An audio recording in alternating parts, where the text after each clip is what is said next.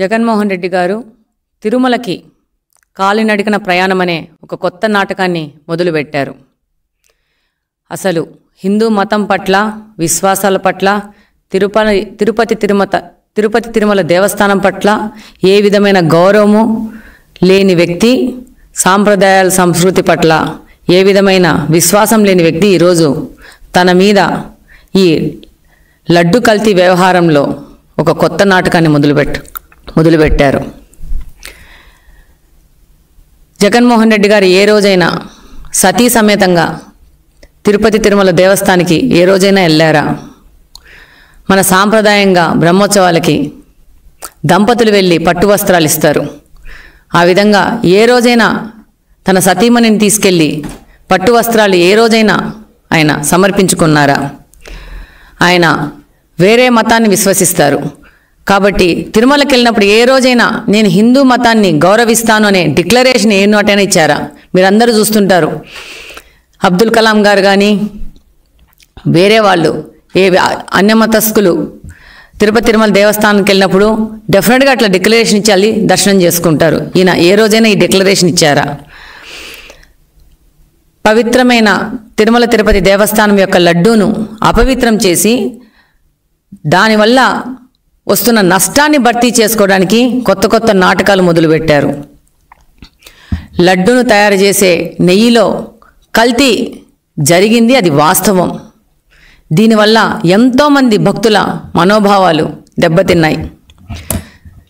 కేవలం కమిషన్లు కక్కుర్తిపడి ఇలాంటి దురాగతనానికి ఈ 5 సంవత్సరాలు వీరు పాటుపడ్డారు. మేము కూడా జూలై 14వ తేదీ మేము దర్శనం చేసుకొనికి వెళ్తే ఆ రోజు మీడియాతో మాట్లాడడం జరిగింది. అది మీడియా సంస్థలు కూడా ప్రసారం చేసినాయి. ఆ రోజు మేము మాట్లాడడం జరిగింది. వీటినన్నిటిని మారుస్తారని కోరుకుంటున్నాను. లడ్డు నాణ్యత పెంచడానికి ఆ రోజు తిరుమల తిరుపతి దేవస్థానంలో దర్శనం అయిపోయినాక ప్రసాదాలు ఇస్తారు. దాని క్వాలిటీ ఎంత దిగజారిందంటే అధికారులకు కూడా ఇప్పుడే చెప్పి రావడం జరిగింది. వాళ్ళు అంటారు మేము ఆర్గానిక్ ప్రోడక్ట్ వాడుతున్నామని చెప్పేసి. ఈ యొక్క ప్రసాదాలు ఒక క్వాలిటీతో భక్తులకు అందించాలని చెప్పేసి వాళ్ళకి లెటర్ రాస్తాము. అలాగనే వాళ్ళకి మీ ద్వారా కూడా విన్నవించుకుంటున్నాము. వాళ్ళు తప్పకుండా ఈ విషయాన్ని గమనించి వీటినన్నిటిని మారుస్తారని కోరుకుంటున్నాను. ఈ రోజు ఈ విషయం బయటకు వచ్చింది, కానీ ఇది జూలై 14th మేము దర్శనానికి వెళ్ళినప్పుడే తిరుపతి లడ్డు క్వాలిటీ తగ్గింది, దాని మీద చర్యలు తీసుకోండి అని చెప్పేసి సంబంధిత అధికారులకి ఒక విజ్ఞప్తి చేసుకొని రావడం జరిగింది. ఇదే కాకుండా ఈరోజు దీని నుంచి తప్పించుకోవడానికి ఎట్లా పడితే అట్లా విమర్శలు చేస్తూ ఉన్నారు. అసలు ప్రజలందరూ చూస్తున్నారు.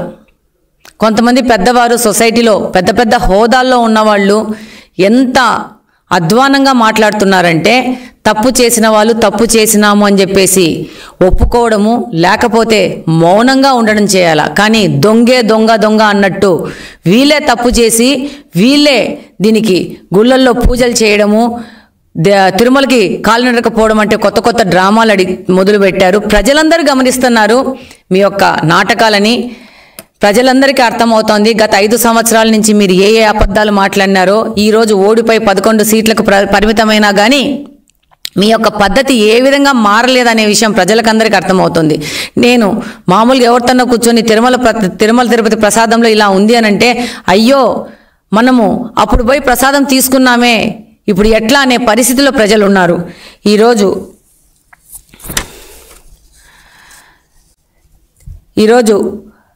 ఈ ప్రక్షాళన చేస్తున్నామని చెప్పేసి చంద్రబాబు నాయుడు గారి పాలనలో ఏదో జరిగింది, అందుకని పూజలు చేస్తున్నాం, ప్రక్షాళన చేస్తున్నామని అంటున్నారు. ప్రజలు దీన్ని చూసి నవ్వుతున్నారు.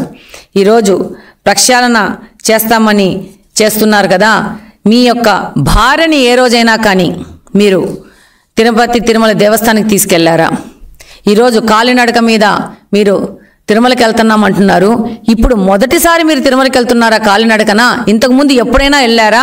లేకపోతే ఈ యొక్క అపవాదు నుంచి తప్పించుకోవడానికి ఈ నడక అనే కొత్త నాటకాన్ని మీరు మొదలు పెడుతున్నారా అనేది మేము ఈ సందర్భంగా మిమ్మల్ని ప్రశ్నిస్తున్నాం. ఈరోజు ఈ వైసీపీ వాళ్ళు తిరుపతి తిరుమల దేవస్థానాన్ని ఒక ATM లాగా మార్చేసుకున్నారు. ఏ రోజు కానీ హిందూ సాంప్రదాయాలకు సంబంధించిన పూజలు చేయని జగన్మోహన్ రెడ్డి గారు టీడీపీ హయాంలో పాపాలకు ప్రక్షాళన అని చెప్పేసి దేవాలయాల్లో పూజలంటూ ఒక కొత్త నాటకాన్ని మొదలుపెట్టడము, ఈ యొక్క కల్తీ నెయ్యి యొక్క కర్త కర్మ క్రియ వైసీపీకి సంబంధించిన నాయకులు, దాని నాయకుడు జగన్మోహన్ రెడ్డి గారు అనేది ప్రతి ఒక్కరికి తెలుసు.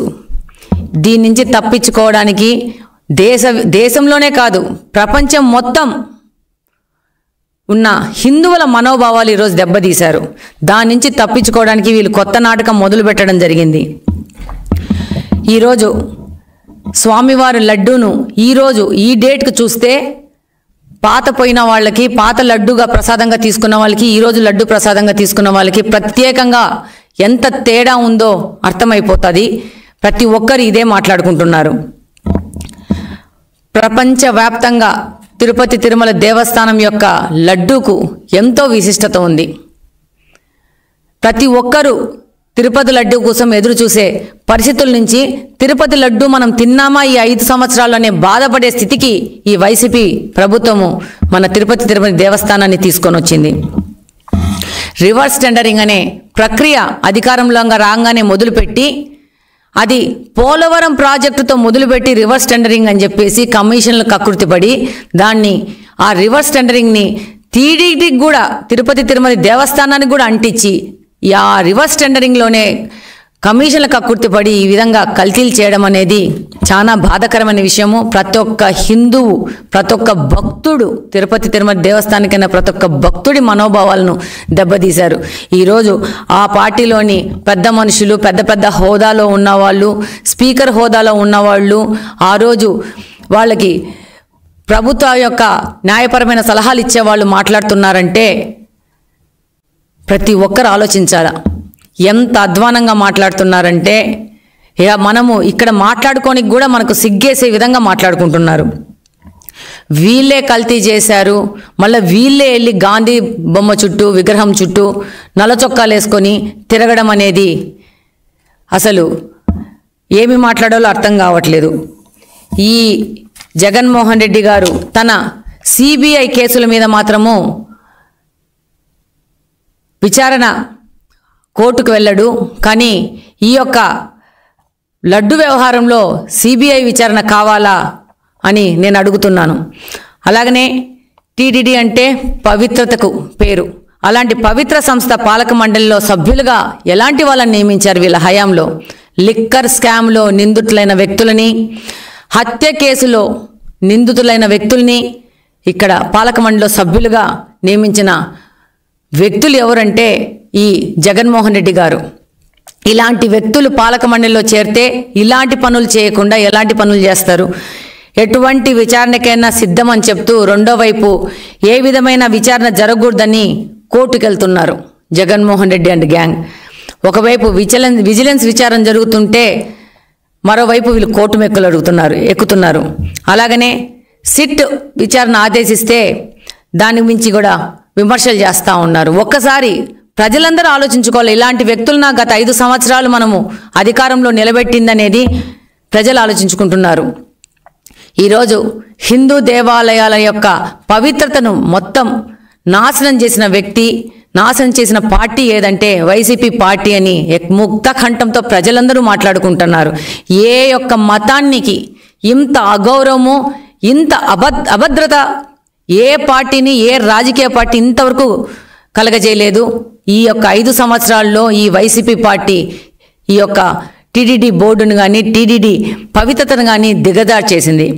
ఈరోజు సుప్రీంకోర్టుకు కూడా వెళ్ళి ఈ లడ్డు వ్యవహారం ఎవరూ మాట్లాడకూడదని ఒక గాగ్ ఆర్డర్ని తెచ్చుకునేందుకు జగన్మోహన్ రెడ్డి ప్రయత్నిస్తున్నారు అని అంటే ప్రతి ఒక్కరు ఆలోచించాలా. ఆ రోజు ఎలక్షన్స్ అప్పుడు వివేకానంద రెడ్డి గారి హత్య గురించి ఎవ్వరూ మాట్లాడకూడదని కోర్టుకెళ్ళి కోర్టు ద్వారా ఎవరినీ మాట్లాడనీయకుండా ఈయన ఆర్డర్ తెచ్చుకున్నారు. ఈరోజు వాళ్ళు చేసిన ఇంకొక పనికిమాలిన పనికి, ఒక కుట్రకు ఎవరూ మాట్లాడకూడదు అని చెప్పేసి ఒక భావ వ్యక్తీకరణ స్వేచ్ఛను అరికట్టాలని చెప్పేసి ఈరోజు జగన్మోహన్ రెడ్డి గారు కానీ వైసీపీ పార్టీ కానీ ప్రయత్నిస్తున్నారంటే చాలా అవమానకరము. వాళ్ళు తప్పు చేయలేదు అని మాట్లాడుతున్నారు కదా, ప్రతి ఒక్క విచారణకు సిద్ధమని ధైర్యంగా ముందుకు పోండి. విచారణలో మీకు పడే శిక్ష మీకు పడుతుంది డెఫినెట్గా.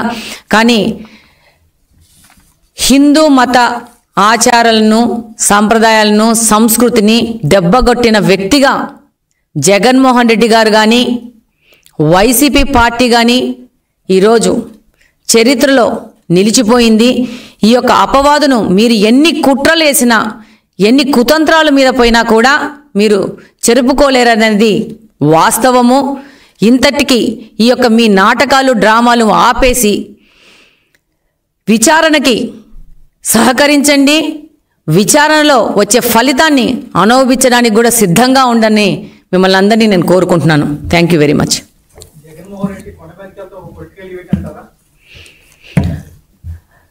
డెఫినెట్గా జగన్మోహన్ రెడ్డి గారు ఈరోజు 11 సీట్లతో గెలిచి ఆయన చేయడానికి పని ఏమీ లేక ఆయన తన మీద ఉన్న ఈ యొక్క ఆరోపణలను ఎదుర్కోలేక ఇలాంటి ఒక నాటకాలకు మొదలు పెట్టారు. ఈయనను చూస్తే ఈయన అధికారంలో ఉన్నప్పుడు ఏ రోజు బయటికి రాలేదు, ఏ రోజు ప్రజలను కలిసిన పాపాన లేదు. ఈయనని కంప్లీట్గా అపోజిషన్లో కూర్చోబెడితే ఈయన కనీసము నడవడము, తిరగడము, బయటికి రావడం అనేది చేస్తాడు. లేకపోతే ఈయన రాజకీయాలకు మాత్రమే పనికిరాని వ్యక్తిగా తనను తాను నిరూపించుకుంటున్నాడు. ఈరోజు తనకు ఏదో ఒక ప్రజలలో ఒక మూమెంట్ ఉండాలని చేసే పనులు కానీ ఒక్క భక్తుడు, ఒక్క హిందువు కూడా జగన్మోహన్ రెడ్డి గారిని నమ్మే పరిస్థితిలో ఈ ఆంధ్రప్రదేశ్లో కానీ, ఈ భారతదేశంలో కానీ, ఈ ప్రపంచంలో కానీ ఎవ్వరూ లేరనేదే వాస్తవమని ఈ సందర్భంగా తెలియజేస్తున్నాను.